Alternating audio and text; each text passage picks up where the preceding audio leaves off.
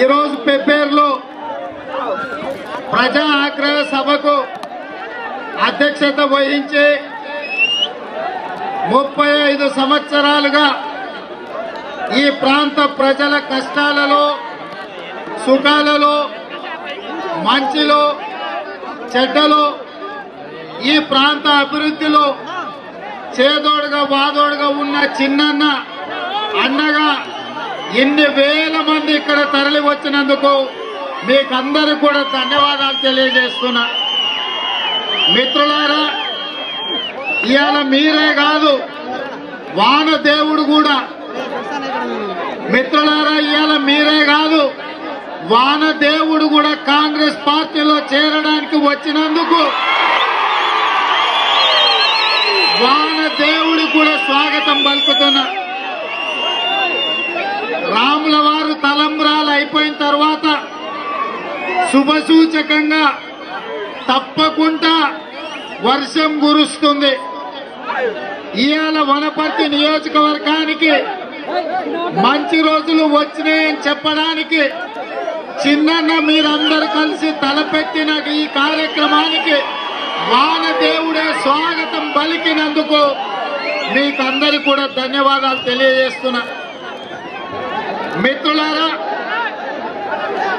నా మీద అభిమానంతో కేకలేసే కంటే సావధానంగా వినాల్సిందిగా కోరుకుంటున్నా.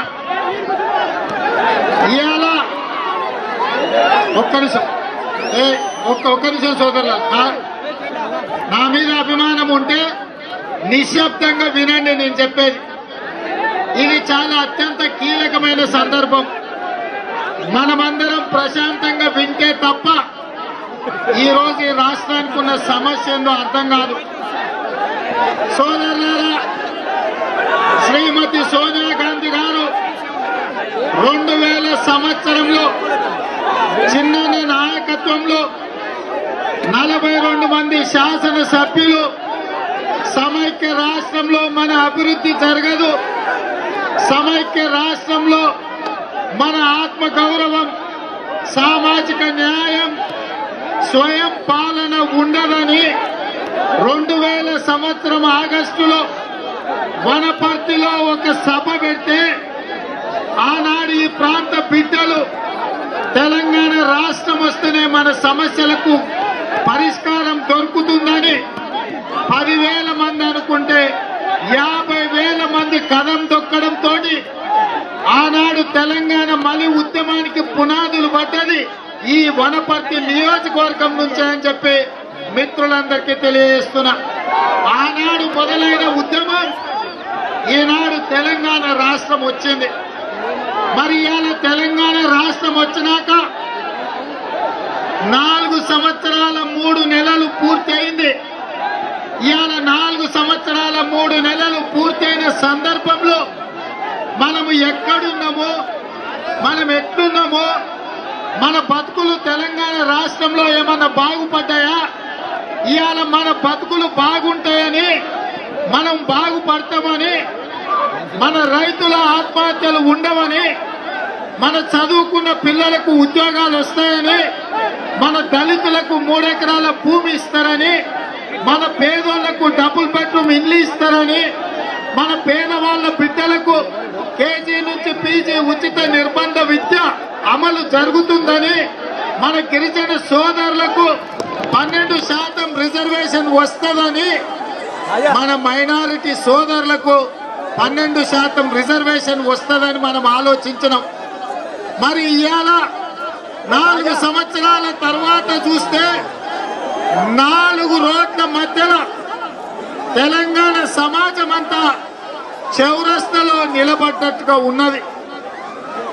సోదరులారా, జర్ర ఉండండి, జర్ర ఉండండి సోదరు, జర్ర ఓపిక పట్టుని, జర్ర ఓపిక పట్టున్నాయి, జర కూర్చొని అందరు కుర్చీలు ఉన్నాయి, కూర్చొని దయచేసి సావధానంగా వినాల్సిన సందర్భం. జర్ర ఉండండి, జర ఓపిక పట్టుని, అరగంటలో అన్ని అంశాలను చర్చించుకుందాం. జర ఓపిక కూర్చోండి.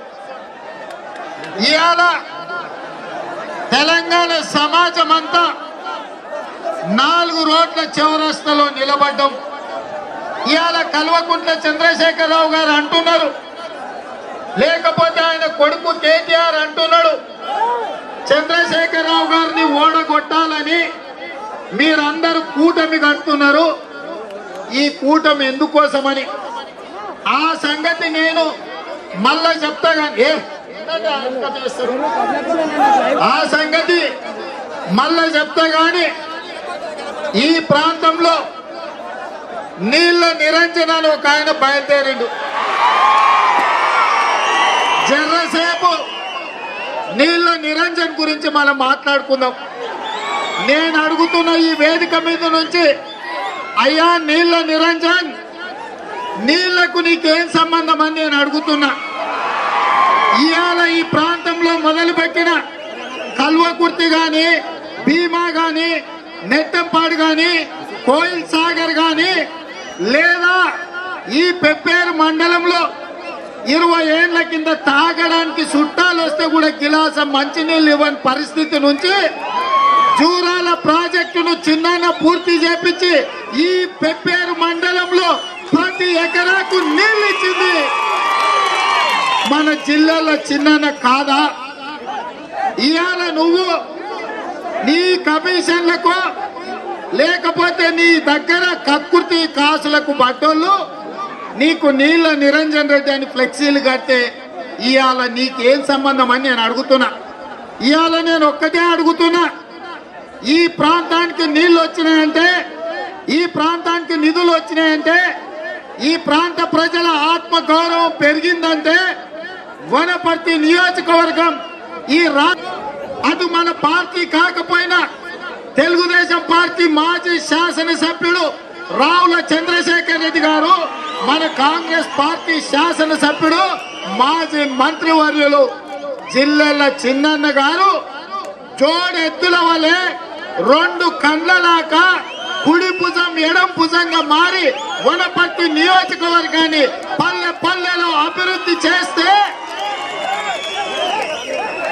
అంతకంటే ముందు కొల్లాపూర్లో డిపాజిట్ పోయి కొల్లాపూర్లో చెల్లని రూపాయి ఇవాళ మన వనపర్తికి వస్తే కొల్లాపూర్లో చెల్లని రూపాయి వనపర్తిలో కూడా చెల్లదు అని బండకేసి కొట్టిన నిరంజన్, వనపర్తి ప్రజల చేతిలో చిత్తుగా ఓడిపోయిన నిరంజన్ ఇవాళ ఈ పెప్పేరుకో ఈ వనపర్తికో వచ్చిన నీళ్లతో నీకేం సంబంధం అని నేను అడుగుతున్నా. ఇవాళ ఆయనకి కూడా చెప్పిందంట, నీ జాతకంలో నిరంజన్ రెడ్డి ఉంటా అంటే లాభం లేదు, నీ ఇంటి పేరులో లా ఉండాలని. లా ఎందుకంటే చిన్న ఇంటి పేరులో జిల్లాల్లో లా ఉందంట, రావుల చంద్రశేఖర్ రెడ్డి దాంట్లో రావుల ఉందంట. లా ఉంటే నువ్వు వచ్చేసారి ఎన్నికలలో గెలుస్తావు కాబట్టి నీళ్ళ నిరంజన్ అని పేరు మార్చుకున్నాడంట. నీకు సిగ్గున్నదా అని అడుగుతున్నా.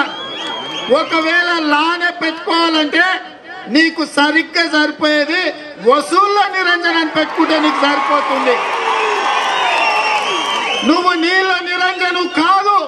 నేను పెప్పేరు చౌరస్తాలో నిలబడి మాట్లాడుతున్న నిరంజన్ రెడ్డి, నువ్వు నీళ్ళ నిరంజను కాదు, నువ్వు వసూళ్ళ నిరంజన్ అని చెప్పి నేను ఈ వేదిక మీద నుంచి మాట్లాడుతున్నా.